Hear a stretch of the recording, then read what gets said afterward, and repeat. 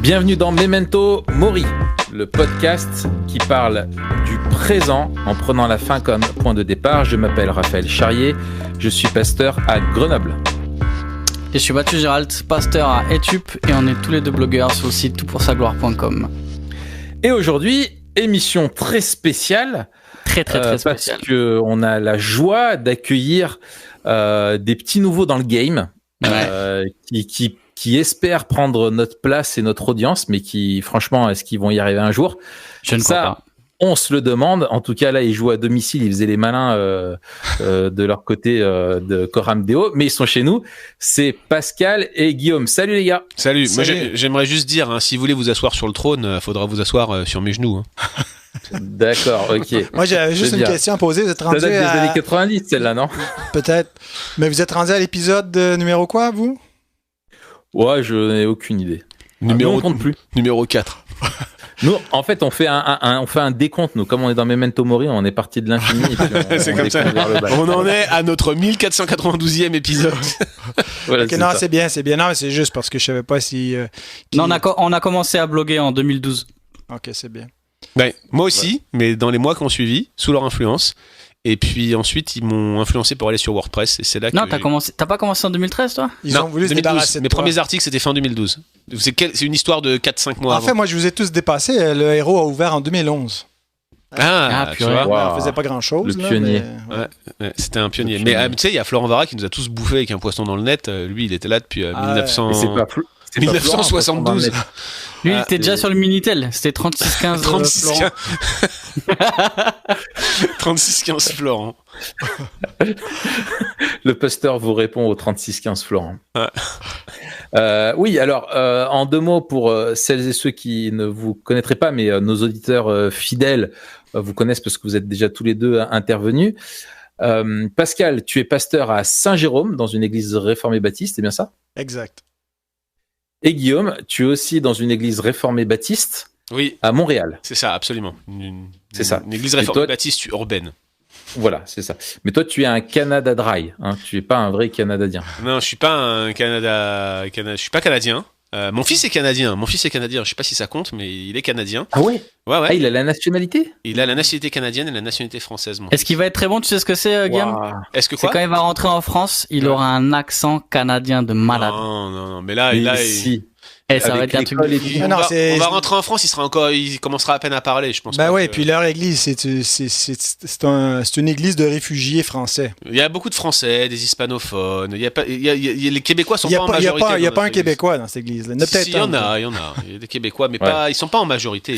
Ah, mais ça explique pourquoi tu t'es pas fait virer encore. Ça, c'est rassurant. Absolument. Non, mais il faut le souligner, c'est qu'en tant que Français, de principe, de facto, j'aurais déjà dû être viré depuis 6 mois, ne serait-ce que parce que je suis français et qu'on est des râleurs et que les Québécois sont pas du tout dans cet état d'esprit-là. Voilà.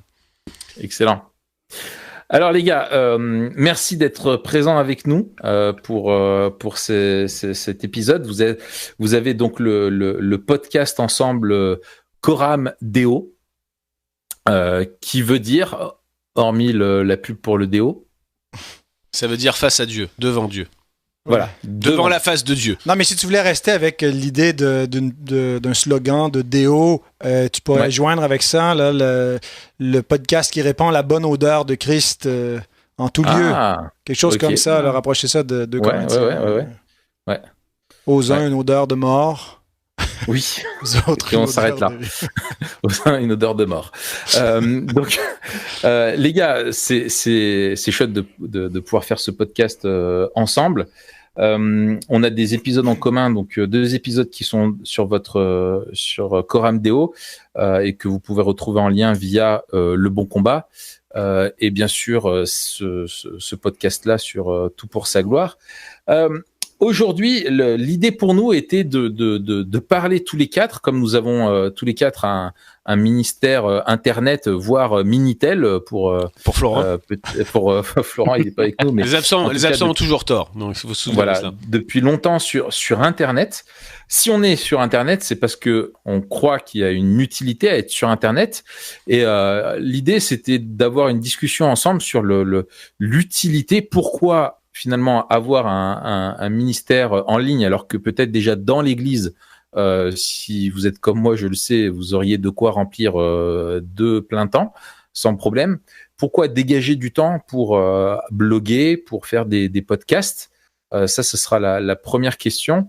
Et ensuite, quelle éthique avoir, quelle déontologie dans la pratique de ces ministères en ligne là. Et je suis sûr que vous avez forcément peut-être 1 ou 2 anecdotes à nous partager avec des utilisateurs, des personnes qui vous ont interpellé. Il doit y avoir franchement quelques petites pépites, je pense. Si ça revient à votre esprit, vous n'hésitez pas à le partager. Vous savez que sur Memento Mori, les digressions sont légion. Hein, c'est presque la marque de fabrique. Donc ici, vous avez le temps, les gars. Vous êtes pas si ça nous revient à l'esprit, c'est sûr que il va peut-être falloir qu'on mange à un moment donné quand même. Je dis ça, je dis rien quoi. Oui, mais t'inquiète. Alors, je vais commencer par toi, Guillaume. Pour toi, qu'est-ce qui t'a motivé à avoir un ministère de blogueur? À vrai dire, moi je me suis pas lancé là-dedans en ayant à cœur d'avoir un ministère de blogueurs. Je me suis pas non plus lancé dans les podcasts en espérant avoir un ministère de podcasteur.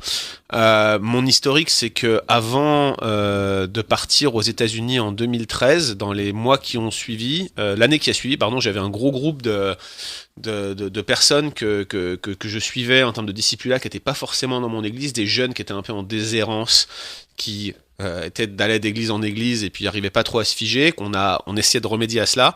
Et avec ce petit groupe plus mon église, je me disais ça serait bien si j'avais une page internet pour relayer mes pensées.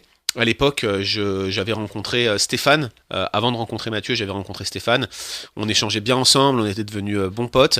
Et Stéphane Capitanuc me disait « Mais pourquoi tu lances pas un blog, toi aussi? Regarde, nous, on a notreéglise.com, etc. » Puis moi, je me disais « Bah ouais, ça pourrait être un moyen de garder une page. » Sauf que je connaissais rien à Internet, j'avais pas le temps, j'étais occupé. Et je me suis dit « Je vais créer une page Tumblr. » Donc c'était un espèce de petit micro-blog intégré. Au début, je voulais mettre des pensées édifiantes pour parler de discipulat, de choses comme ça.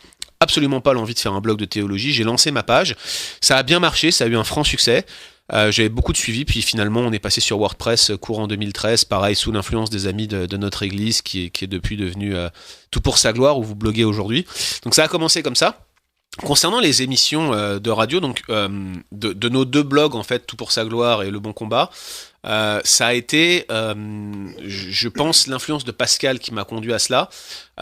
D'une part, il y avait pas mal de questions qu'on me posait qui étaient lourdes à répondre par écrit, donc je pouvais faire des formats audio, c'était beaucoup plus rapide. Et de l'autre, Pascal, on s'était rencontrés après mon arrivée aux États-Unis, on s'est rencontrés via Facebook en 2013 pendant que je faisais des recherches sur la théologie de l'Alliance. Et rapidement, Pascal m'a invité à faire une émission, à l'époque c'était Paroles d'Évangile, avec Henri Blocher, je crois, la première qu'on a fait tous les deux. Et ça s'est bien passé. On avait, tu vois, on était les deux. On trouvait qu'on avait une bonne répartie de type radio. Moi, à l'époque, j'avais même pas l'idée de ce qu'était un podcast. Je sais même pas si je savais ce que c'était qu'un podcast à l'époque. C'est toujours pas ce que c'est non plus. Non plus, mais en fait, pour moi, dans ma tête, on passait à la radio au Québec. Vous voyez, c'était ça, mon petite radio locale chrétienne. C'était ce que j'avais en tête, quoi. Ouais. Et Parole d'Évangile, du coup, je suis devenu un des invités les plus réguliers. Ça fait un peu comme avec Fred Bican aujourd'hui, avec Coram Deo. C'est un des gars qu'on réinvite le plus souvent parce qu'on aime bien interagir avec lui. À l'époque, Pascal m'invitait régulièrement sur la dizaine d'émissions qu'il a fait avant que ça s'éteigne, Parole d'Évangile. J'ai dû venir sur 4 ou 5, vous voyez. Et donc, ça m'a lancé. Est-ce qu'il y a un lien avec l'extinction et ta venue? T'as tué le. En fait non, c'est qu'après il a pas eu beaucoup le temps d'en faire et puis dans la foulée quand j'ai lancé Que dit la Bible, ça a vraiment cartonné. C'était avant que Florent lance Un pasteur vous répond et Pascal il m'a dit mais pourquoi on ferait pas une émission tous les deux, une émission hebdomadaire. On a réfléchi, on a cherché un titre et on a lancé Coram Deo. Dans ma mémoire on a lancé ça fin 2014, faudrait vérifier, ou début 2015, mais ouais. C'était par là qu'on a lancé ça. Donc c'est comme ça en fait que moi j'y suis venu et c'est seulement par la force des choses et à cause de l'audience on était là, il n'y avait pas la blogosphère qu'il y a aujourd'hui quand on a commencé, on n'était pas les seuls, mais on était quand même un peu les seuls à faire de la théologie réformée. Le blog Le Bon Combat a migré rapidement vers davantage de théologie analytique, davantage d'exégèse, puis ça correspondait aussi à mes études. J'étais en master à l'époque, puis je suis passé avec un master de recherche, puis ensuite un doctorat. Tout ça a fait que le blog a évolué plus vers des réflexions théologiques, on a trouvé plus notre positionnement là-dedans. Et le blog a un public qui fait qu'aujourd'hui on a une démarche davantage éditoriale avec des objectifs d'articles hebdomadaires. Moi j'essaie de me fixer des objectifs à atteindre en termes de production, puis on a 2 podcasts par semaine là, donc c'est quand même aujourd'hui une démarche qui est beaucoup plus blogging, mais j'y suis venu davantage par la force des choses et par l'affluence des personnes qui écoutaient que par une vraie démarche volontaire de me lancer dans la blogosphère, ça c'est clair. Je sais pas pour toi Pascal comment ça s'est produit, mais moi c'était ça en fait. Moi, j'avais découvert la blogosphère, non pas dans le web chrétien, mais plus sur des sites d'actualité politique et culturelle. Menteur, c'était sur des sites de bière. Non, j'ai pas trop. J'aime la boire, mais pas la biérologie. Mais donc, c'était antagoniste.net en particulier. Un poivreau dans le net. Et puis, Pardon, non, il n'y a pas de souci, j'ai l'habitude. Et oui. donc, je trouvais utile l'idée des forums, une section commentaires pour échanger des idées, mais souvent, quand je dialoguais avec les gens, ça tournait dans des questions philosophiques, théologiques, mais c'était pas un blog dédié à ça. Alors, j'ai dit, tiens, je pourrais ouvrir ma propre page. J'ai fait beaucoup d'essais temporaires de différents sites. J'avais ouvert là avant d'ouvrir Un héros dans le net. Et puis, alors, j'étais convaincu que c'était une avenue qu'il fallait exploiter parce que pour beaucoup de gens, pour la génération des gens de notre âge et plus jeunes, si on n'est pas branché, si on n'a pas un ministère en ligne, on n'a pas d'existence. Là. C'est le premier contact qu'ils vont avoir avec nous.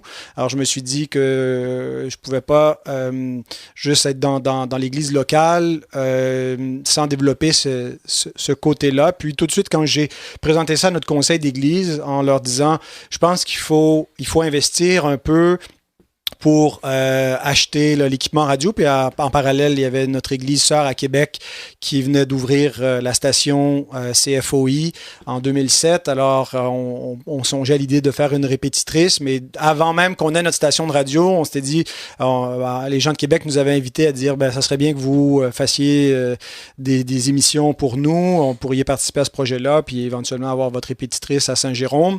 Alors, on avait déjà cette vision d'acheter l'équipement, mais moi, j'ai dit, il faut aller plus loin, il ne faut pas juste faire de la radio, on va vraiment mettre l'Église sur le net. Il faut qu'on ait vraiment une vitrine. Alors, ça nous prend des caméras.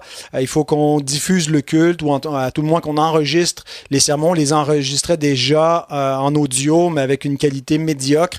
Mais je dis, il faut améliorer cela. Il faut qu'on soit sur les plateformes, qu'on ait des podcasts, qu'on ait... Alors, bien sûr, mon conseil, j'étais le seul là, de ma génération, c'était tous des hommes de la génération précédente. Ils disaient, on n'a aucune idée de ce que tu nous décris là, on ne comprend pas le langage, c'est fermé, mais on te fait confiance, puis dis-nous combien il te faut. Alors, c'est vraiment l'approche qu'ils ont eue avec moi, c'était combien tu as besoin d'argent, puis on y va, on pense qu'effectivement, c'est le tournant qu'il faut prendre, mais nous, on n'est pas en mesure là, de faire tout cela, mais on tape. Ce qui explique le matos hors norme que vous trouvez dans le bureau de Pascal, en fait. Non, mais on n'a pas un matos si sophistiqué, on a un truc de base, mais on a investi un peu dans de l'éclairage pour les caméras, des trucs comme ça. Là, quelques milliers de dollars, là, mais qui ont... Pour une pyrogravure derrière la chair avec marqué Prêche la parole. Qui est magnifique, qui est notre marque de commerce. Et une moquette achetée chez un brocanteur. Non, la moquette, c'est un tapis persan qui est... Alors... Un tapis persan percé. Mais donc, ça, c'est comment c'est arrivé concrètement, mais pour moi, je pense que Dieu a utilisé aussi dans ma personnalité un trait qui va un peu avec ma dépravation, mon péché. Je suis un show-off de nature, c'est-à-dire que j'ai toujours... ça a toujours été difficile pour moi là, de faire de pas attirer l'attention des gens. Là. En classe, d'ailleurs, j'étais aussi en nomination. On avait dans notre balle de finissant au secondaire différentes catégories et j'étais en nomination pour le plus show-off, le plus drôle, des trucs comme cela. Puis j'ai toujours aimé un peu faire le clown, me mettre à l'avant-scène, faire du théâtre. Et puis... Mais alors ça fait partie d'une personnalité qui peut se manifester avec l'orgueil, la dépravation, le vouloir être en avant sur la scène, mais en même temps Dieu peut utiliser cela pour sortir le message. Pour moi, il y avait quelque chose, je pense, oui, ça vient de mon orgueil, je le confesse, de pas juste vouloir prêcher à ma paroisse puis que ça se termine là, mais que vouloir que le monde entier l'entende, pas dans le sens que c'était que ça allait être, avoir des répercussions à travers tout le monde, mais je pensais que c'était important d'essayer d'aller rejoindre le reste de l'auditoire, et puis ça a été disons ce trait de caractère que peut-être que Dieu dans sa grâce, sa souveraineté a pu sanctifier, mais de vouloir avoir rejoindre plus de gens, et puis on a fait les démarches là, et puis voilà, ça a développé par la grâce de Dieu. Oui, donc tu t'es vu comme l'apôtre des ondes. Exact, c'est ça, l'apôtre. Et je cherchais une paroisse universelle, comme les apôtres sont des pasteurs pour l'Église universelle et pas juste pour l'Église locale. C'est ça. Alors, je rebondis sur ce que tu dis, Pascal. Je trouve ça super intéressant parce que souvent, c'est un des reproches qu'on fait aux gens qui bloguent. Alors peut-être plus en France qu'aux États-Unis. En France, on voit toujours d'un œil un peu mauvais des gens qui commencent quelque chose. On va dire c'est bien, on va attendre 30 ans que tu fasses tes preuves et puis on te dira si c'est bon. Mais il y a toujours cette double problématique de 1. Il faut avoir déjà une super légitimité pour parler à un grand nombre comme ça. Et 2, cette suspicion justement d'orgueil en fait, de faire les choses pour être lu et entendu, et peut-être avec des motivations mauvaises. Donc toi, c'était ton cas, tu viens de le confesser publiquement. De le confesser. Oui, pour tous ceux qui suspectaient que j'étais peut-être un orgueilleux, vous avez raison. Alors ma question c'est comment est-ce que tu es revenu de ça? Comment tu vis? Parce que je pense, alors il y a ça qui vient naturellement quand tu prêches à l'église en général, et peut-être quand tu écris et que tu es lu en particulier sur Internet, parce que l'audience est encore plus grande. Comment toi tu gères cette tension-là entre le fait qu'il s'agit d'un appel légitime et le fait que tu sais que tu as débuté sur ces tensions-là et c'est une tentation qui peut demeurer en toi. Comment tu le vis aujourd'hui? Ouais, c'est une excellente question. Il y aurait vraiment plein de choses à dire, mais moi je pense qu'il faut admettre en partant que nos motifs sont jamais entièrement purs. Il y a peut-être des gens là qui sont vraiment mais même le gars qui a écrit son livre là, anonymement, là, Embrasser l'obscurité, ou je ne sais plus trop c'est quoi en français là, le titre là, mais qu'on connaît pas l'auteur. Oui, chrétien ordinaire. Ouais, ben lui-même admet, tu sais, qu'il y a tout un désir dans lui, on ne sait pas si c'est un lui ou un elle, mais tu sais qu'il soit découvert accidentellement, puis que les gens disent wow, tu sais, qu'on soit loué pour notre humilité. Ça a déjà été le cas. Ah oui, vous savez donc c'est qui la personne? Voilà, c'est Raph, je sais pas si t'as dit, Dave, le frère de Raph, il me faisait remarquer qu'il y avait un paragraphe dans ce livre qui était exactement le même que dans un autre livre d'un autre auteur qu'on connaît bien dans le milieu évangélique, et qui reprenait la même anecdote, donc c'est un peu dommage. OK. Mais bon, peut-être qu'il a laissé des indices volontairement. Mais moi je pense c'est de l'intertextualité, les gars. Arrêtez de... ça va loin, là. Non, mais il faut être honnête. Il faut pas faire comme si on était immunisé de ce désir d'avoir de l'influence, d'avoir de l'importance. On est, par nature, on cherche la gloire des hommes. Jésus nous le dit. Puis c'est vrai, je pense, de tous les hommes, même des plus humbles d'entre nous. Et si on l'admet, si on l'avoue, ben, ça va nous permettre, je pense, d'être plus honnête et de mieux se protéger contre le piège que peut devenir l'orgueil, de se prendre trop au sérieux et de devenir arrogant. Mais alors qu'on réalise, oui, il y a un plaisir qu'on peut avoir d'être écouté, ou que les gens nous reviennent en disant ça m'a tellement béni, ou vous êtes un bon prédicateur aussi, ou cela.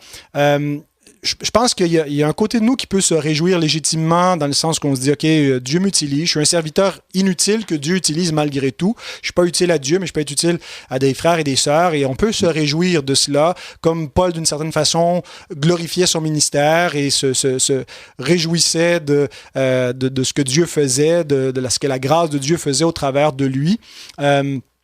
Et en même temps, confesser que par moment, c'est pas juste une joie humble, mais il y a un désir d'orgueil là, qui est là, puis demander à Dieu qu'il nous pardonne ce péché, qu'il nous en préserve. Je pense que personne n'écrit des livres pour ne pas être lu, personne ne fait des blogs pour ne pas être découvert, personne ne fait des émissions pour ne pas être entendu. On fait tout cela dans l'espoir qu'on va atteindre des gens, puis il y a un désir en nous d'atteindre le plus de gens possible. Donc, oui, il y a un désir que ce soit pour la gloire de Dieu, mais en même temps, notre nature pécheresse, elle est là. Puis, il faut faire attention. Et donc, c'est une tension qui est continuelle. Mais je pense pas que parce qu'il y a ce danger qu'il faudrait s'empêcher de parler et puis de juste essayer de se cantonner. Maintenant, ça veut pas dire qu'il faut mettre nos ministères Internet devant nos ministères locaux. Ça nous prend une bonne théologie pour savoir qu'est-ce qu'on doit prioriser. Moi, j'essaie que mon ministère en ligne soit un peu l'extension de mon ministère local, c'est-à-dire que je fais pas mon ministère local en vue de mon ministère web. C'est plutôt l'inverse. C'est que mes prédications, ce que je fais pour l'Église, je l'offre au reste du monde qui pourrait s'y intéresser, mais je suis premièrement le pasteur de mon église, je suis pas le pasteur de la planète. Ouais. Je suis complètement d'accord avec ça. Je pense que il y a des vrais pièges, notamment celui d'orgueil. Je m'y retrouve complètement, moi. Mais si on le fait quand même, en fait, la question que je voudrais vous poser, c'est en fait, est-ce qu'il y a une nécessité aujourd'hui à avoir nos ministères sur les nets? Est-ce qu'il y a, pourquoi on fait ce qu'on fait? Je parlais en termes de nécessité, c'est peut-être un peu fort, mais il y a un besoin. La raison est simple, c'est que on a un gros vide de bonne théologie, de bons enseignements sur le net, sur le web, et puis on a des gens qui sont avec soit des points de vue light ou divergents, ça s'entend, ou carrément hérétiques, ça c'est fréquent, qu'on va retrouver massivement sur YouTube, sur les blogs, sur Facebook. J'étais avec Benjamin Hagen la semaine dernière, on parlait un peu des questions de foi qu'il place pour les jeunes de la REB, le blog de Jeunesse d'Évangile 21, j'ai fait quelques vidéos pour lui là, et je lui demandais mais pourquoi tu tiens impérativement à aller sur YouTube, et il me dit mais c'est là que tous les jeunes millennials vont là, tous les moins de 18 ans, on n'est quasiment pas présent dessus, nous on est dans la blogosphère, on est sur Facebook, des trucs comme ça, mais eux ils vont tous sur ces vidéos là et ils entendent des trucs, pour être tout à fait factuel et absolument modéré dans mes propos, ils entendent des trucs tout pétés sur YouTube, et effectivement c'est un vrai problème. Donc il y a une nécessité aujourd'hui d'exposer une théologie saine sur ces organes là. On pense avoir une théologie qui est bonne, sinon on serait pas en train de la prêcher dans notre église, je pense. Donc ça vaut le coup d'avoir de la théologie réformée comme on la défend, qui va être présentée de manière accessible sur le web. Alors Pascal dit qu'on cherche l'exposition et l'influence, on le cherche tous d'une manière ou d'une autre, mais je pense que nous, ce qu'on veut au travers de nos émissions, et je pense que vous êtes un peu comme ça aussi, c'est d'essayer d'atteindre des personnes qui sont elles-mêmes influentes, des responsables d'église, des leaders, des pasteurs, et de les influencer positivement pour que ça ait un impact plus grand dans leur église. En tout cas, la manière dont on écrit sur nos blogs respectifs, on essaye d'atteindre plutôt des gens qui sont en recherche d'une éducation un peu plus importante en termes de théologie. C'est un peu notre stratégie. Mais effectivement, il y a un besoin d'aller influencer sur ces sphères-là, justement pour rappeler la centralité de l'Église locale, la nécessité de l'appartenance à une confession particulière, ou du moins reconnaître qu'on a tous une confession implicite. Toutes ces choses-là, ça passe aussi par le fait que la plupart des gens au XXIe siècle se nourrissent au moins autant sur le web qu'ils se nourrissent dans l'église. Ouais. Les axes et les vecteurs de transmission de savoir, de transmission de connaissances chrétiennes sont, à mon avis, complètement inversés par rapport au début des années 2000, par exemple. Ouais, non, et c'est extraordinaire, les outils numériques que ça nous permet de faire, les gens que ça nous permet de rejoindre. Il y a des choses, nous, je considère que c'est un petit ministère qu'on a ici à Saint-Jérôme. On est une petite église, qu'on est... mais on a un grand cœur. 35. Non, mais ce que je veux dire par là, c'est que avec ces outils pour le web, il y a des choses qu'on n'aurait jamais pu imaginer ou des gens qu'on n'aurait jamais pu imaginer atteindre. Je regardais sur notre chaîne YouTube qui, à cause des enregistrements audio de la Bible, a généré beaucoup de trafic, d'abonnements. C'est seulement la Bible qui est lue. Mais je regarde, par exemple, des endroits du monde qui étaient bien peu probables où on puisse faire du ministère ou supporter de quelque façon. Par exemple, en Arabie Saoudite, en Inde. Et je vois qu'on a des gens qui, chaque semaine, on a 10 heures d'écoute sur la chaîne. Je ne sais pas ce qu'ils ont écouté, mais ils ont probablement écouté la Bible lue. Donc, des francophones qui sont là dans ces pays. Et je me dis...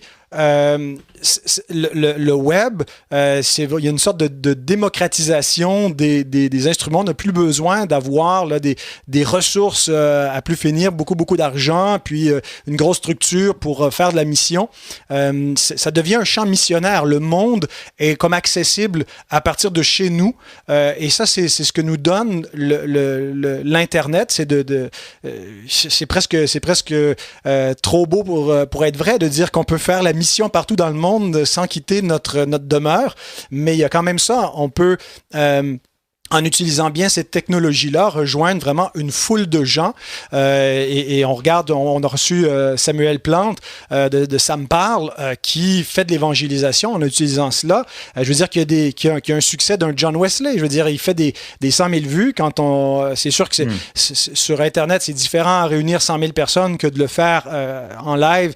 C'est pas un réveil, on va dire, quand il y avait les Wesley puis les Whitfield, ils réunissaient autant de gens. L'impact peut-être était plus grand à cause de l'événement lui-même, sauf que c'est quand même inimaginable de dire qu'on parle à autant de gens avec le message de l'Évangile. Alors, si on utilise bien ces technologies-là, je pense qu'il y a un devoir pour l'Église de réfléchir à comment elle doit le faire.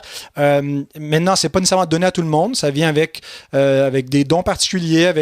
Mais oui, si on peut le faire, pour moi, je pense qu'on doit le faire. Excellent. Matt, qu'est-ce que tu voudrais rajouter, toi? Non, mais tu sais, c'est ton podcast. C'est aussi notre podcast. C'est le podcast. Aujourd'hui, c'est aussi votre podcast. Ouais. Un podcast pour tous, non? Non, mais je pense que effectivement, enfin, je rejoins tout ce qui a été dit. La question, c'est vrai qu'on doit se poser la question pourquoi on le fait.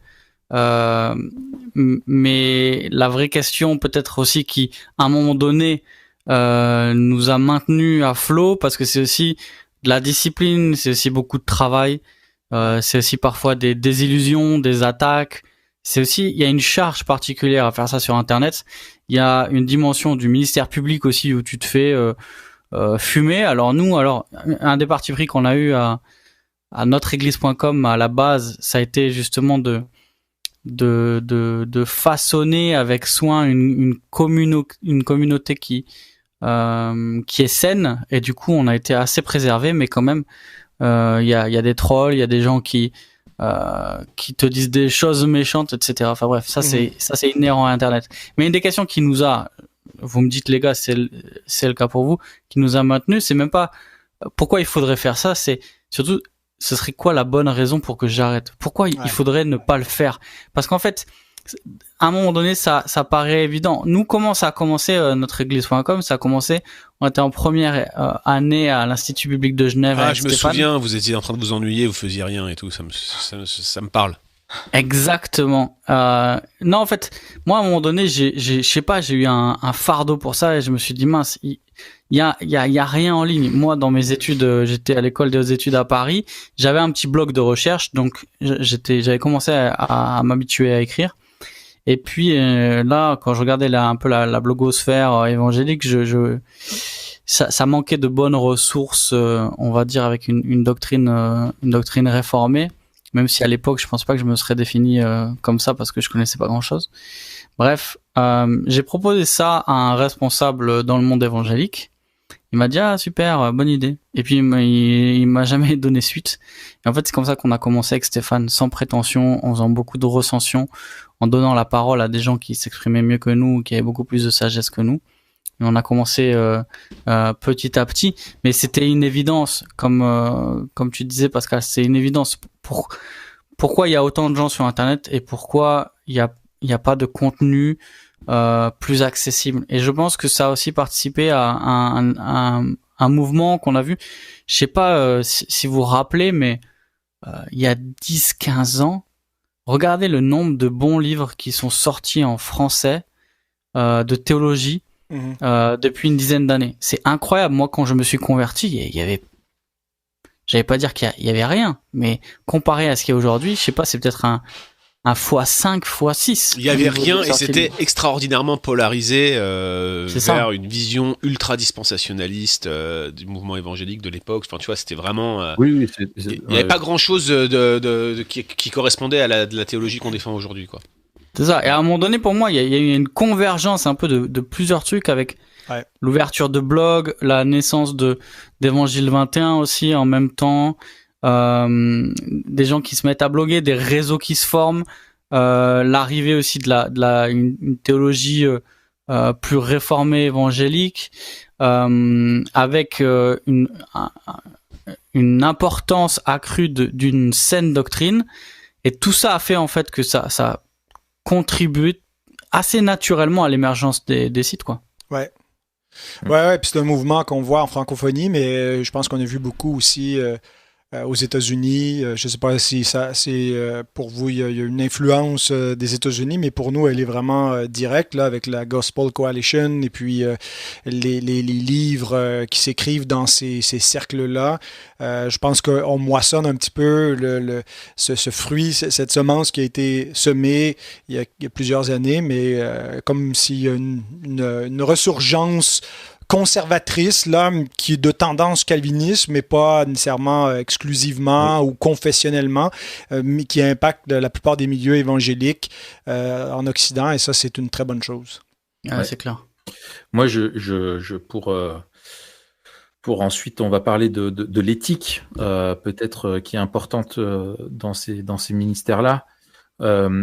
J'irai tout à fait dans votre sens, et moi, une des choses qui m'a poussé à écrire, je me souviens aussi, c'est de réaliser en fait qu'il y avait quelque chose qui était inévitable, c'est ce qu'on vit à notre époque, dans notre siècle, c'est que la plupart des membres de nos églises vont se nourrir sur Internet et vont sur des sites qui sont tellement larges qu'ils laissent une belle part à la théologie de la prospérité. Avec des gens tellement ouverts que leur cerveau est parti en courant.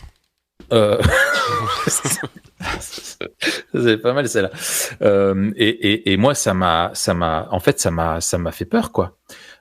Et tu as des gens, ils vont écouter, ils vont peut-être pas être régulièrement très réguliers dans leur propre église locale, donc ils vont entendre peut-être 2 prédications dans leur église dans le mois, mais par contre ils vont écouter 10 messages par semaine de Joyce Meyer, de Paula White, etc., quoi. Et moi, ça, c'est quelque chose qui m'a fait réaliser qu'il y avait vraiment un besoin. C'est pour ça que je parlais de nécessité. C'est qu'il y a c'est une réalité. Les gens aujourd'hui se nourrissent leur foi grâce aussi à ce qu'ils trouvent sur Internet, sur les sites, sur les blogs, etc. Et qu'il y avait besoin qu'il y ait aussi de bons enseignements là-dedans. Alors, avec modestie, parce que j'ai commencé à bloguer comme Matt et comme un peu vous aussi. Peut-être toi, Jérôme, tu avais déjà une plus longue expérience dans le ministère avant de commencer à bloguer. Mais c'est qui Jérôme? Jérôme Pascal. Parce que je suis à Saint-Jérôme, c'est ça? Oui, c'est pour ça. Parce que Jérôme pue avec ma femme. C'est ça. Non, mais Jérôme, c'est son 4e prénom, en fait, c'est pour ça. Ah, mais c'est pour ça. Et avec Pascal, donc c'était de dire, moi, je veux que les gens dans mon église soient avertis, et s'ils vont consulter des ressources en ligne, autant les orienter vers des bonnes ressources, donc vers des sites amis, et puis moi-même participer à construire quelque chose qui reste à construire. où il y a beaucoup de choses qui sont encore à faire. Donc c'était aussi ça, quoi. C'est-à-dire il y a une réalité, c'est que les gens vont sur Internet, s'abreuvent de tout et n'importe quoi, et il faut pas prendre les gens pour des ignorants, mais il faut pas oublier qu'ils le sont. Et que parfois ils vont aller consulter des choses sans être capables de faire le tri entre une bonne et une mauvaise théologie. Et comme tu vois des fois dans certaines librairies évangéliques, tu vas voir un livre d'un théologien de la prospérité à côté d'un livre de John MacArthur, quoi, tu vois. Et les gens ont la même chose dans leur cerveau et dans leur bibliothèque à la maison et sur les sites sur lesquels ils vont. Donc c'est un petit peu ce travail-là, moi aussi, qui m'a encouragé, et en partant toujours aussi de l'église locale, d'écrire en pensant avant tout aux membres de mon église, à mes frères et sœurs, et puis ouvrir plus largement. Et si ça peut aider des gens qui sont dans des églises, t'as une réalité en France aussi, c'est que la taille moyenne d'une église, c'est une 50aine de personnes. Il y a souvent pas de pasteurs qui ont pu recevoir une formation assez poussée. T'as des anciens qui donnent tout ce qu'ils peuvent pour beaucoup, et qui ont besoin aussi de ressources. Et c'est cool si on peut les aider, nous qui avons eu la chance d'avoir des études peut-être plus complètes, d'avoir des livres, d'avoir des financements, justement, voilà, pour des bourses, pour des livres, des choses comme ça, de pouvoir partager ce que nous-mêmes on a appris. Ouais, absolument. Alors, un petit peu, une autre question, c'est, il y a des enjeux déontologiques liés à la pratique, ou on pourrait dire éthique, lié à notre comportement personnel en ligne. Quels sont un petit peu vos garde-fous dans votre pratique sur Internet? Alors moi, je tiens à le dire, je suis le garde-fou de Pascal. Et il faut en faire la confession publique aujourd'hui. Il faut un fou pour garder un fou. Hein. C'est ça. C'est ça. C'est au royaume des fous. Reprends l'insensé selon sa folie. Ne reprends pas l'insensé selon sa folie. Non. Sérieusement, à plusieurs reprises, on a eu des débats de ce type-là, parfois de manière très pratique. On s'est fait, il faut le savoir, quand même, virer de la radio, Coram Deo, expulsé. On a eu la confession après du directeur de la radio qui cherchait un motif pour nous virer et qui l'a trouvé. La fois où on a fait le podcast sur le parler en langue, on avait, Pascal et moi, une divergence d'opinion qui a transparu dans le bêtisier et qui a occasionné le fait qu'on se fasse un peu virer parce qu'on allait trop loin en fait dans la blague qu'on a fait et qui aurait pu être un peu irrévérencieux. Voilà, on était un peu irrévérencieux et on a fait un podcast il y a peu là sur le clash entre MacArthur et Beth Moore là, où finalement on prend le contre-pied de ce qu'on a fait à l'époque. Donc on se rend compte que des erreurs on en a faites et notre éthique, même si elle était déjà présente, elle s'est affinée au fil du temps. On met de l'eau dans notre vin, on essaye. C'est toujours difficile de manier l'humour, parce qu'on essaye d'en avoir un peu dans nos podcasts, et de le faire d'une manière qui ne porte préjudice à personne. Il y a aussi des gens qui n'aiment pas l'humour, qui considèrent que les choses de Dieu ne devraient pas être faites avec humour. À mon avis, ils se trompent, et il y a un mandat biblique pour l'humour, je le crois. On avait fait d'ailleurs, je crois, un memento mori sur ce sujet-là, il me semble, avec vous. Absolument. Mais donc, vous voyez, je veux dire, il y a une éthique qui, d'une part, est déjà présente, mais qui de plus doit être affinée. Alors nous, notre éthique, elle est assez simple. On est réformés, Pascal et moi, et on dérive notre éthique des lois morales contenues dans la Bible, qui sont résumées, si je puis me permettre, au travers des 10 commandements. Et c'est évident qu'on va essayer de faire coller la moralité de nos interventions vis-à-vis de ce que les 10 commandements disent. Donc on va essayer de pas calomnier les gens, on va tenter de pas exposer les personnes en public, on va faire en sorte que nos podcasts soient pas une occasion d'aller voler notre prochain. Je sais pas comment on pourrait faire ça d'ailleurs, j'y ai jamais réfléchi, mais du coup, vous voyez, on va la réputation, ni donner l'apparence du mal ou de promouvoir. On doit te demander d'ailleurs pardon Guillaume parce que on t'a volé Raph.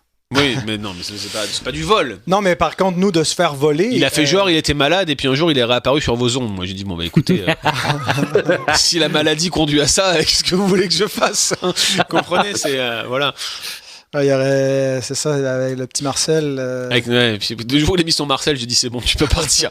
mais ce que je veux dire, c'est que ce que je veux dire plus sérieusement, c'est que notre éthique, elle va être fondée sur ces absolus moraux là. Ça, c'est la première chose. Après, évidemment, on fait des erreurs. Il y a des principes de liberté chrétienne qui doivent nous diriger, mais on peut pas tout dire sur les ondes. On peut pas. Il faut qu'on tienne compte de nos lecteurs, de leur sensibilité. Et c'est vrai que parfois, on a eu des remarques et on en a tenu compte. Par exemple, je faisais souvent une blague, un mauvais jeu de mots là, sur le fait que Pascal, c'est mon acolyte. acolyte, et comme vous savez, Pascal brasse de la bière, je vais sous-entendre que Pascal était mon alcoolique, parce que j'ai jamais vu Pascal sans boire. Sobre. J'ai jamais vu Pascal hors de contrôle ou ayant bu jusqu'à l'ivresse. J'ai jamais vu ça de ma vie, j'ai jamais observé ça. Mais on a eu une remarque d'une sœur qui nous écoute, qui est très régulière sur nos antennes là, qui nous a dit mais écoutez, j'aime pas cette blague en tant qu'ancien alcoolique ou en tant qu'ancienne personne ayant des problèmes avec la boisson. C'est pas mon délire et je trouve que vous allez trop loin. Bon, on a trouvé la critique abusive, mais on a obtempéré justement sur la base d'un principe de liberté chrétienne. Ce principe-là, il nous conduit aussi. D'ailleurs, si ça vous intéresse, au passage, c'est ce principe de liberté chrétienne, comment le manier. Surtout pour sagloire.com, j'avais fait un webinaire où je proposais 5 étapes pour pouvoir vivre cette liberté chrétienne. Et implicitement, c'est ces 5 étapes que l'on respecte dans le cadre de nos podcasts. Donc notre éthique... Moi, j'ai appris les 12 étapes, là, mais... Ah oui, t'avais 12 étapes de liberté chrétienne, toi? Non, mais... Pour faire une blague avec les alcooliques anonymes. Hey. Ah ouais, ok. Non, mais je comprenais pas la référence d'apologétique culturelle, en fait. Vous voyez, c'était... c'est ça. Mais donc voilà, notre éthique, je pense, Pascal, tu confirmes, tu infirmes, mais elle est basée sur la loi morale de Dieu, quoi. Ouais, moi, ce que j'avais en tête, c'était pas nécessairement tant pour déterminer le contenu, mais je pense que oui, c'est tout à fait pertinent que tu sois allé là.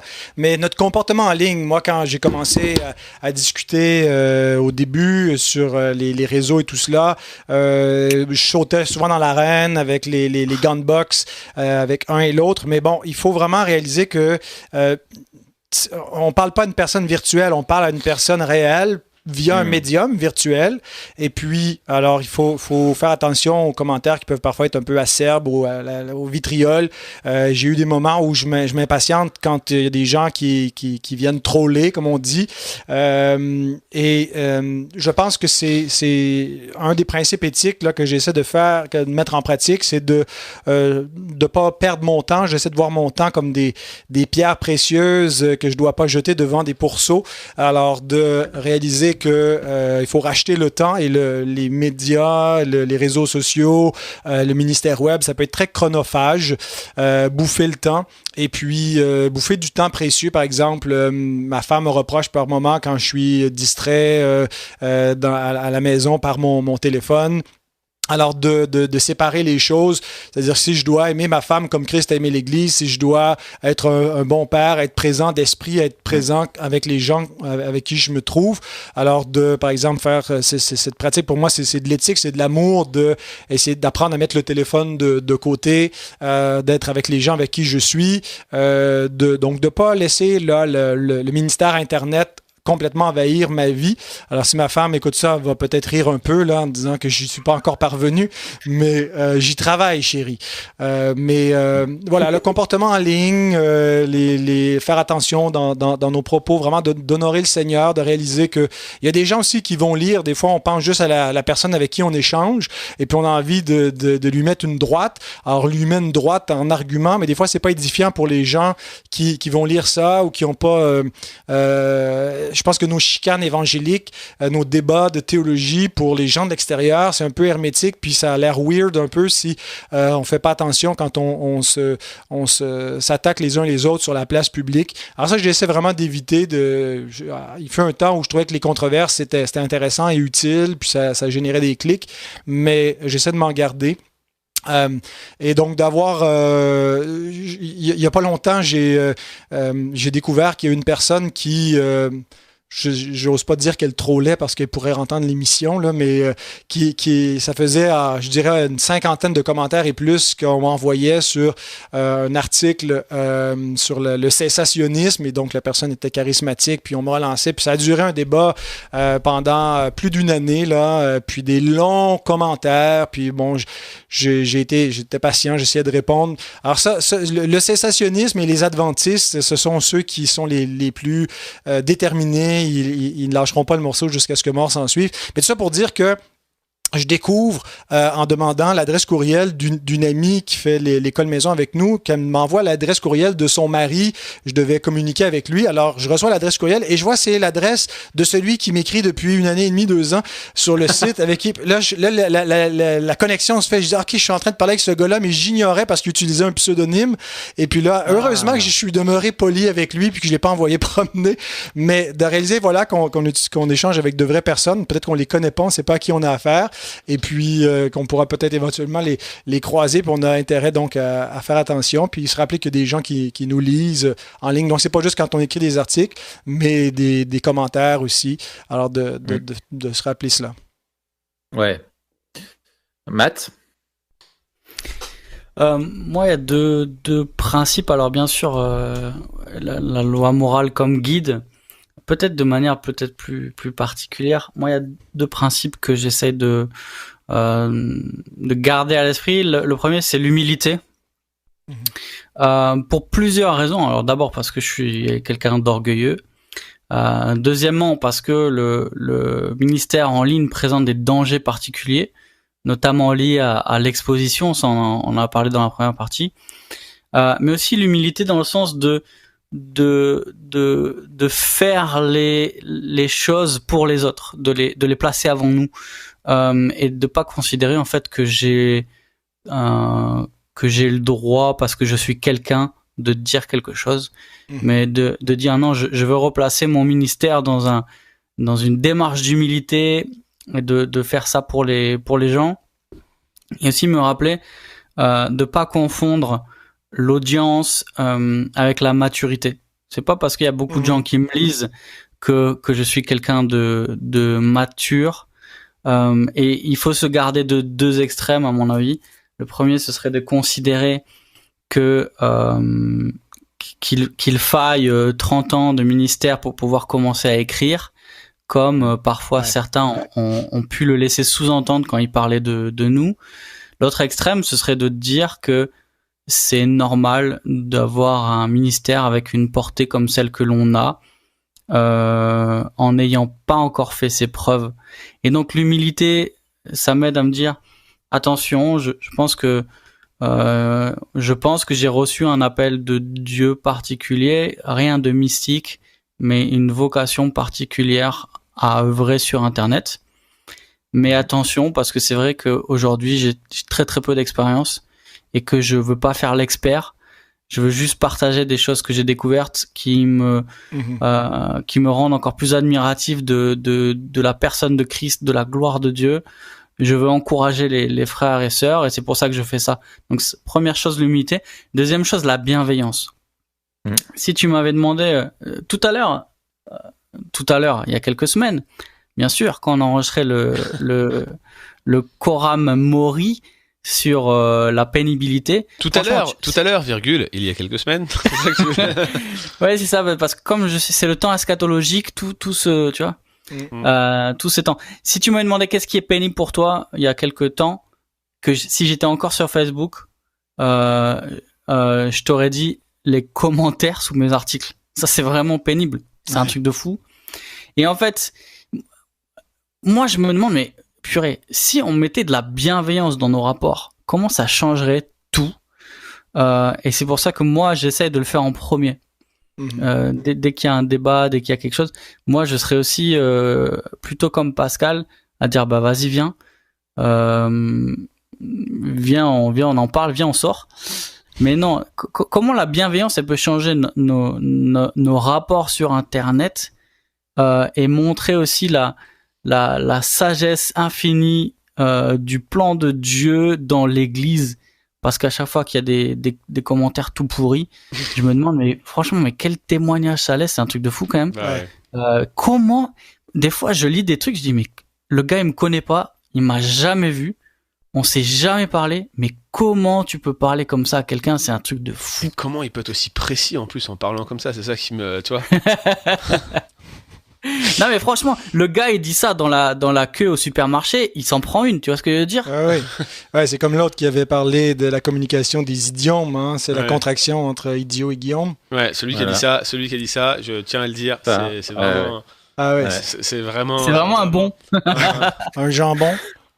Un jambon. Non, mais la bienveillance. Si c'est la bienveillance qui nous conduit à la fois dans ce que nous proposons, la manière dont nous le disons et la manière dont nous échangeons. Franchement, moi, j'essaye d'avoir la même attitude sur le net que ce que j'ai dans l'église. Parce qu'on reçoit quand même il faut le dire, tous, hein, je pense vous comme nous, on reçoit quand même des trucs assez gratinés par mail ou dans les commentaires ou des trucs qu'on valide pas forcément parce que c'est trop. C'est trop. Mais ça, moi, j'ai suivi le conseil de Carl Trueman. Il faut se faire un dossier là dans nos courriels pour les insultes, le hate mail. Bon, moi, j'en reçois pas une tonne, mais de temps en temps, là, des critiques et des choses comme ça. Puis, c'est bon pour l'humilité. C'est bon de se rappeler qu'il n'y a pas juste des cheerleaders qui sont là à l'extérieur pour dire c'est merveilleux tout ce que vous faites. Parce qu'on a des gens comme ça, là, que c'est dithyrambique, là, leur appréciation, mais de temps en temps, ça. Puis des fois c'est bien. Tu sais, Francine, elle a vraiment un talent particulier là pour. C'est pas Francine, il s'appelle Claude. Ouais, je sais, mais c'est quand même. C'est le responsable de Théotex qui se fait appeler Francine. Mais excellent pour. Là, ça balance. Ah oui, on balance. On n'étude plus à le balancer. Parce qu'en plus, je tiens à le dire, il est d'une extrême mauvaise foi, notamment quand on touche sur des questions aux deux natures de Christ. Là, il accepte pas ça et du coup, il nous sort des arguments venus d'ailleurs. Enfin bref. Bref. Ouais, mais ça prend un peu de comme ça, des chars dans la chair pour nous garder humbles. C'est ça. Ouais, mais des fois, ça fait le contraire, effectivement. Ça peut pomper l'orgueil en nous, puis... Mais ouais, moi, je te rejoins tout à fait, Matt, sur l'histoire de l'humilité. Et surtout, si on regarde, il y a quelques grands noms qui sont tombés, je pense, à cause de l'orgueil, où on n'arrive pas à s'humilier, où on veut pas... c'est comme si on a eu tellement d'influence et on devient un peu comme les Beatles, le bigger than Jesus, puis vraiment, on se prend trop au sérieux, mais voilà, que Dieu nous garde humbles. Ouais. Et toi, Raph ? Je suis... bon, vous avez dit l'essentiel. Je pense que... alors, moi, je me refuse aux commentaires.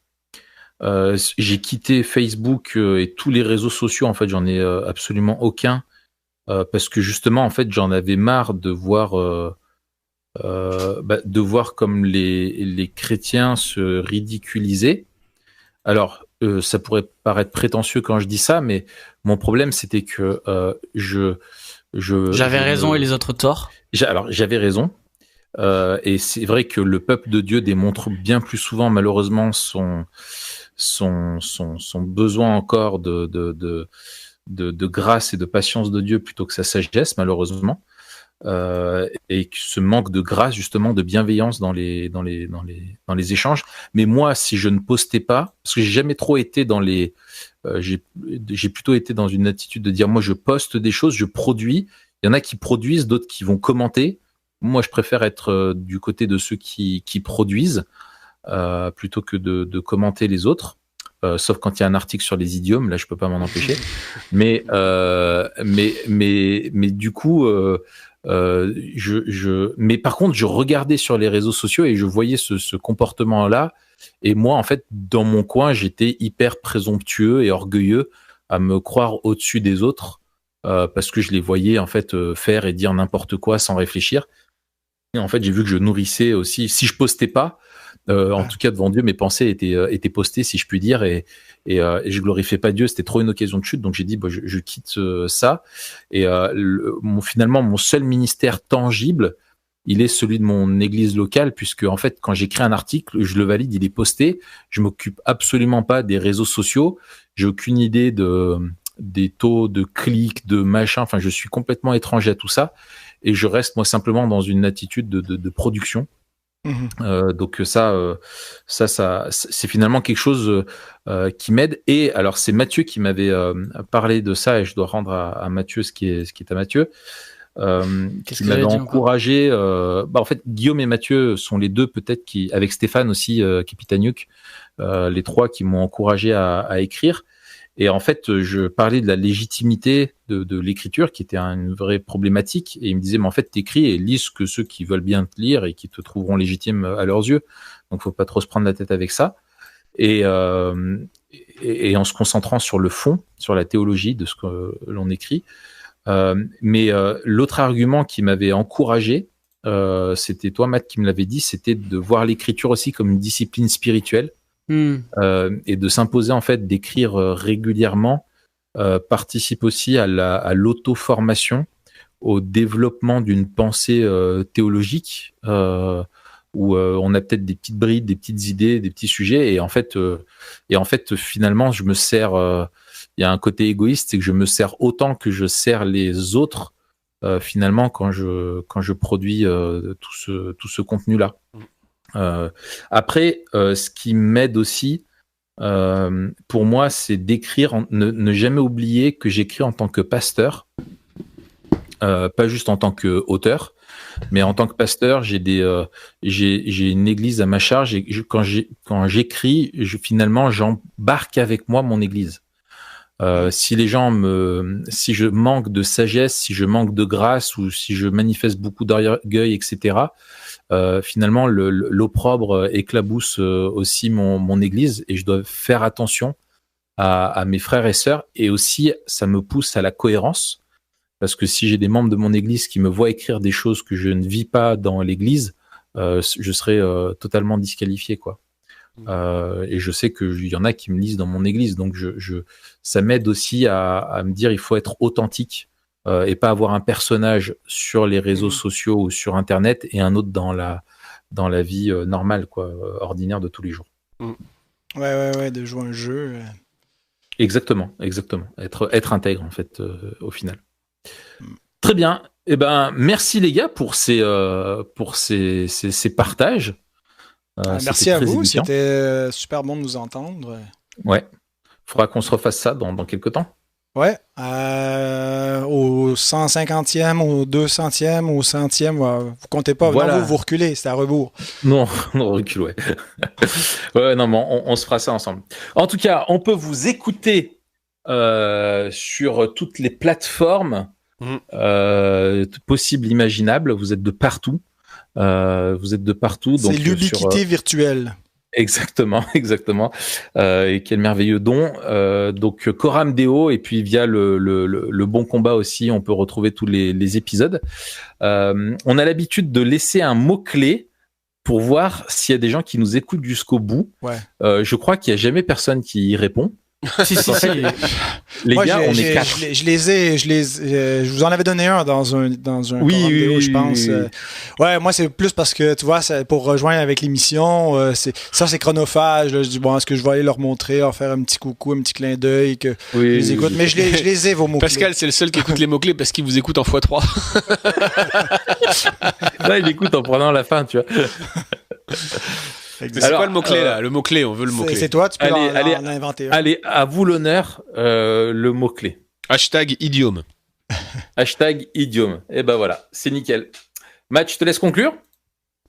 Oui, vous pouvez aussi écouter Memento Mori sur iTunes, sur SoundCloud et bien sûr sur l'application TPSG disponible sur iOS et Android. N'hésitez pas non plus à mettre 5 étoiles. Vous montrerez votre soutien à des ministres de l'Internet. Donc, on vous dit merci beaucoup. Partagez en nombre. Et puis, on vous retrouve la semaine prochaine pour un épisode très palpitant sur un sujet absolument impérieux, à savoir quelque chose de très intéressant. Ouais. Et surtout, ne ratez pas la conclusion de cet épisode qui sera magistral. Ça pas les autres non plus. Ouais, on va aborder 7 points et le numéro 4 est vraiment étonnant. Et ça fait longtemps qu'on va plus ça, non? C'est pas si cool. Allez, excellent. Les gars, on vous laisse. À la prochaine. Bye. Ciao.